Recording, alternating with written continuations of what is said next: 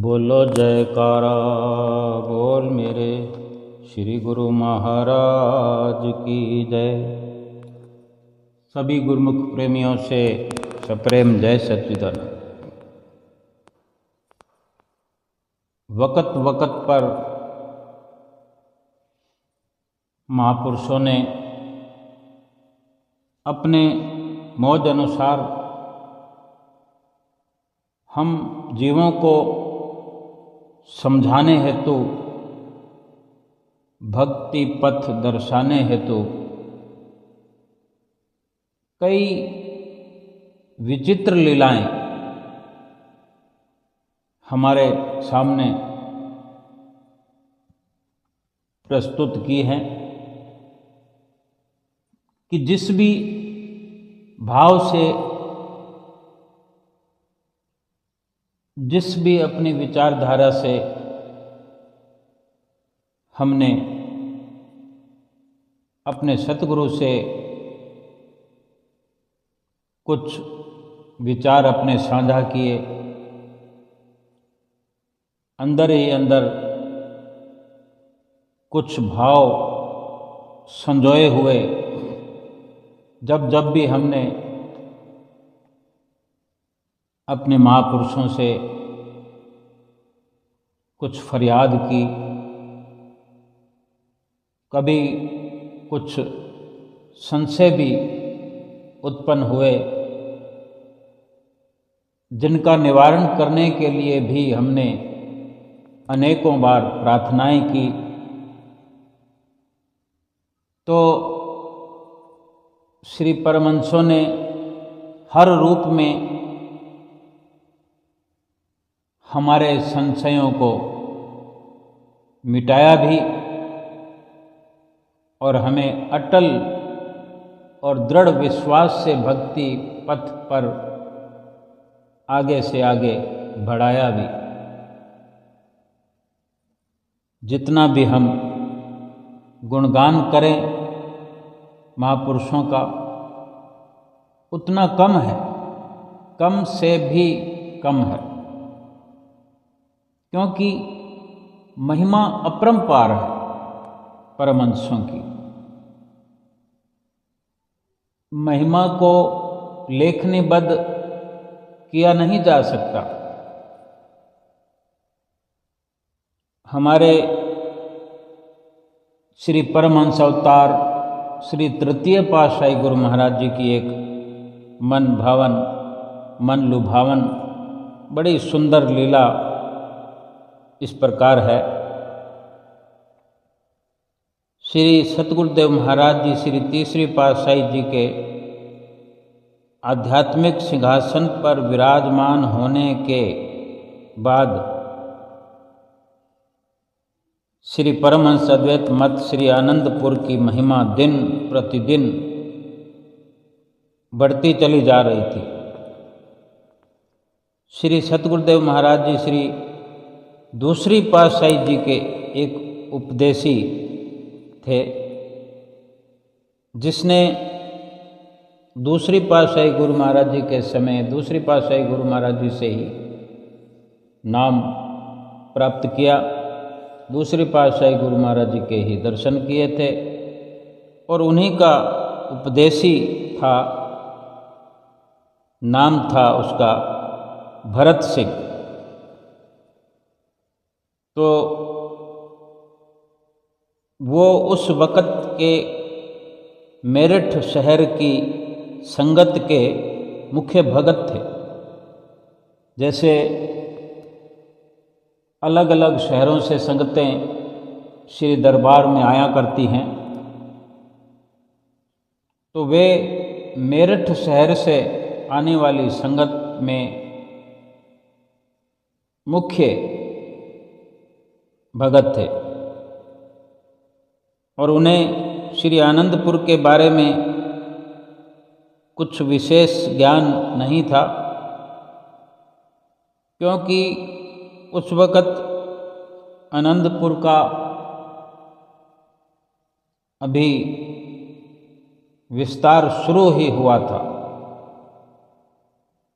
थोड़ा ही समय हुआ था, क्योंकि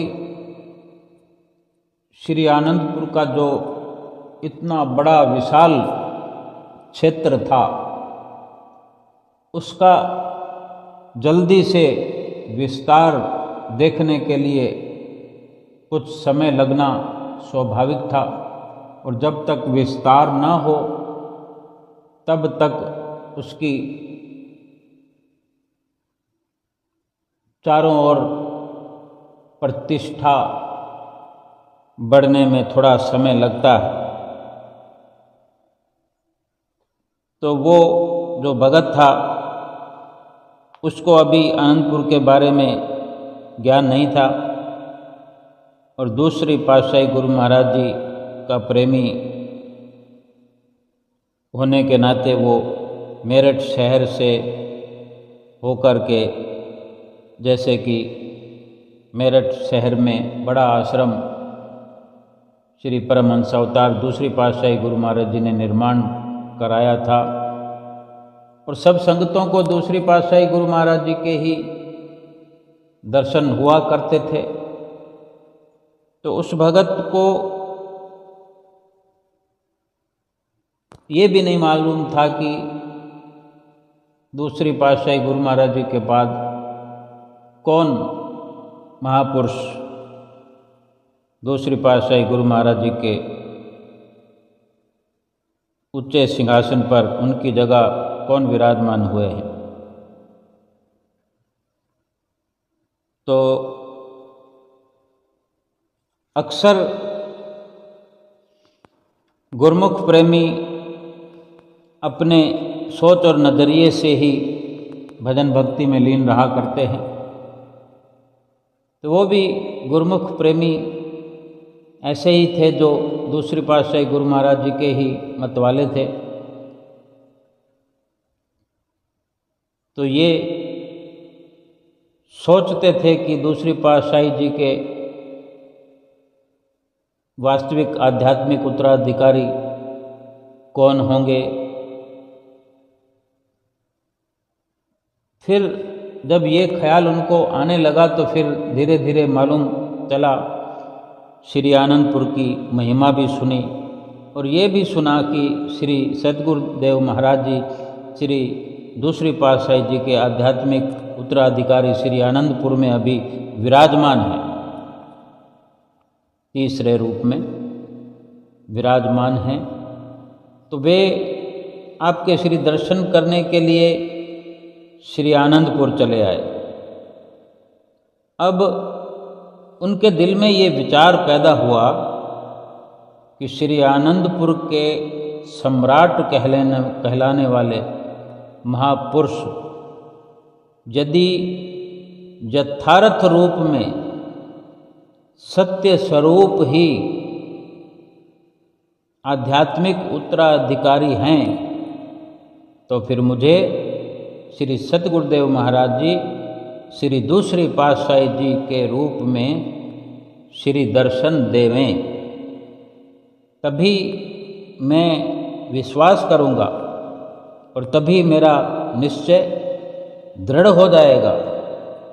पहले से कई गुना मेरा विश्वास बढ़ जाएगा। और इसी प्रकार अपने भीतर विचारों को लिए हुए, विचारों की उधेड़ बुन में उनका समय व्यतीत हो रहा था। और श्री आनंदपुर तो आ ही गए थे श्री दर्शन के लिए, लेकिन वो कुछ इस प्रकार से अपने भीतर विचारों को संजोए उधेड़ बुन में लगे हुए थे। तो जब वे भगत भरत सिंह जी माथा टेकने के लिए श्री चरणों में उपस्थित हुए, पहुँचे, बड़ा उस वक़्त सरलतम माथा टेकने का सहज ही सुंदर अवसर प्राप्त होता था। संगत बहुत ही कम हुआ करती थी, और आज का विस्तार देखें तो हम न तो अंदाज़ा लगा सकते हैं, ना कुछ वर्णन कर सकते हैं, यानी अवर्णनीय महिमा त्रिलोकी तक श्री आनंदपुर धाम की फैल चुकी है। सो भगत भरत सिंह जी जब माथा टेकने के लिए नज़दीक पहुंच गए श्री गुरु महाराज जी श्री तीसरी पातशाही जी के, तो क्या देखते हैं माथा टेक कर, जब अपना मुंह आंखें ऊपर करके श्री गुरु महाराज जी के स्वरूप की ओर निहारते हैं, तो सचमुच ही उन्हें दूसरी पातशाही महाराज जी के रूप में श्री दर्शन हुए।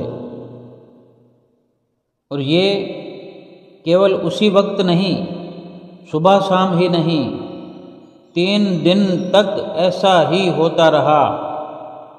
भगत भरत सिंह जी को तीसरी पातशाही गुरु महाराज जी के रूप में दूसरी पातशाही गुरु महाराज जी के दर्शन होते रहे। और इसके अलावा भी सिंहासन पर विराजमान होने के अलावा श्री आरती में और कहीं सेवा के अवसर प्राप्त होते हैं, जिस तरह वहाँ भी श्री गुरु महाराज जी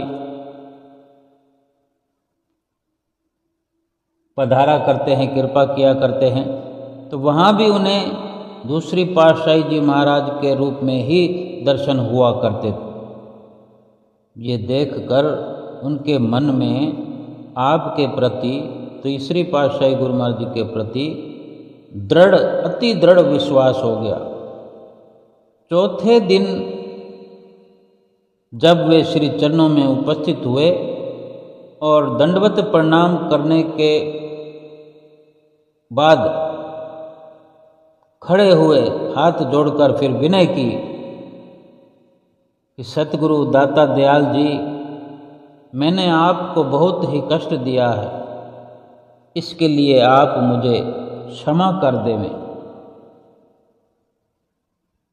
तो दयालु भगवान श्री तृतीय पातशाही गुरु महाराज जी ने फरमाया, प्रेमी, संत महापुरुषों का अवतरण जन जन को भक्ति परमार्थ का लाभ प्राप्त कराने के लिए ही होता है। मनुष्य जो भी ख्याल करता है वही रूप बन जाता है। सब कुछ अपने ख्यालों पर ही निर्भर है।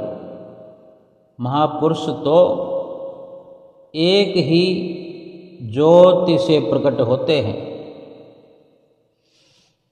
चाहे उन्हें कोई श्री कृष्णचंद्र जी महाराज के रूप में देखे, चाहे श्री रामचंद्र जी महाराज के रूप में देखे, और चाहे श्री कबीर साहब जी के रूप में देखे। अपने भावों के अनुसार ही रूप नजर आएगा। आपने भी जैसा ख्याल अपने भीतर उठाया, आपको उसी रूप में श्री दर्शन हो गए।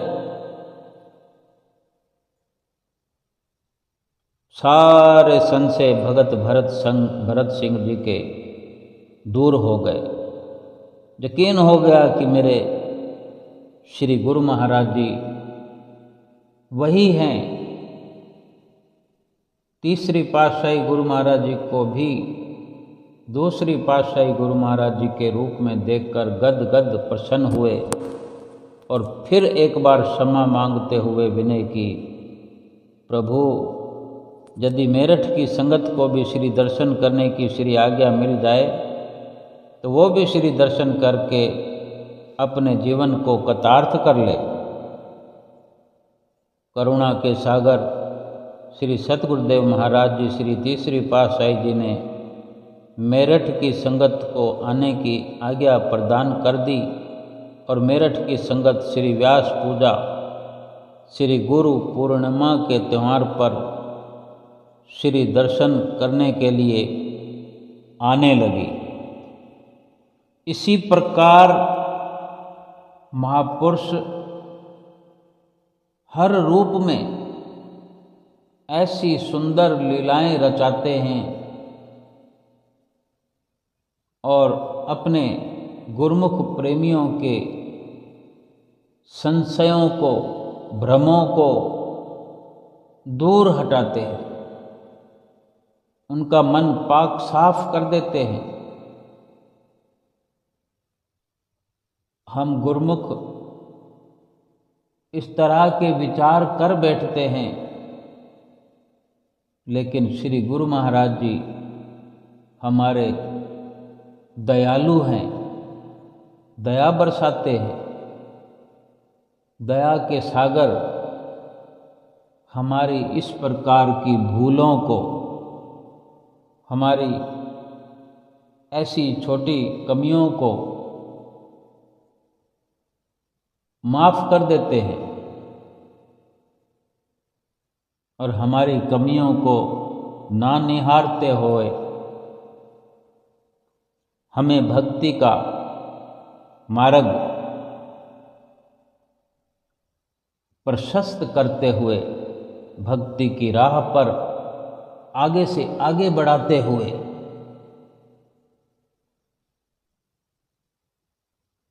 हमें भक्ति का धन प्रदान करते हैं और हमारा ये जीवन खुशहाल बनाते हैं। महापुरुषों को हमारा सुख देखकर, हमें सच्चा सुख प्राप्त करते हुए देखकर अपार खुशी होती है। उनको अपने लिए कुछ भी जरूरत नहीं है, वो केवल हमारी ही भक्ति की जरूरत पूरा करके प्रसन्न हो जाते हैं और इसी प्रसन्नता में ही, जो कि हम भजन भक्ति की प्राप्ति करते हुए जो हम अपने सतगुरु को प्रसन्न करते हैं, उनको रिझाते हैं, इसी प्रसन्नता में सतगुरु की हमारा जीवन सुखद बनता है और सफल होता है।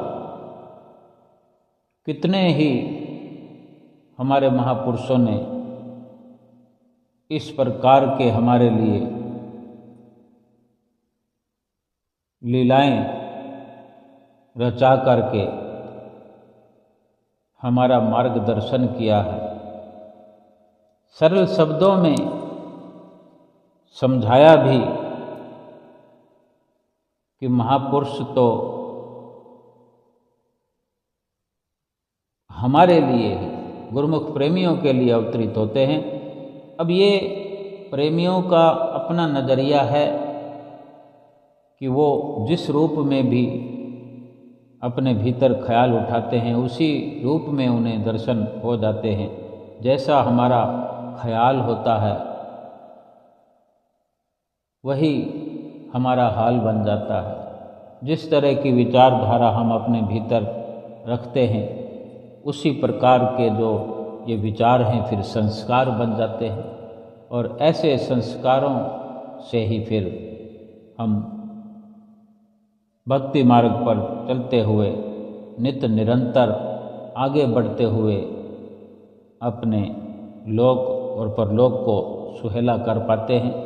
ज़रूरत है भजन भक्ति के लिए केवल और केवल सतगुरु की आज्ञा को शिरोधार्य करने की, जो कि हमें 5 नियमों की पालना नित्य प्रति और 2 घंटे भजन सुमरन ध्यान करते हुए हम हमेशा के लिए अपनी जीवात्मा को खुशहाल बनाएं और अपनी जीवात्मा का कल्याण करें। बोलो जयकारा बोल मेरे श्री गुरु महाराज की जय।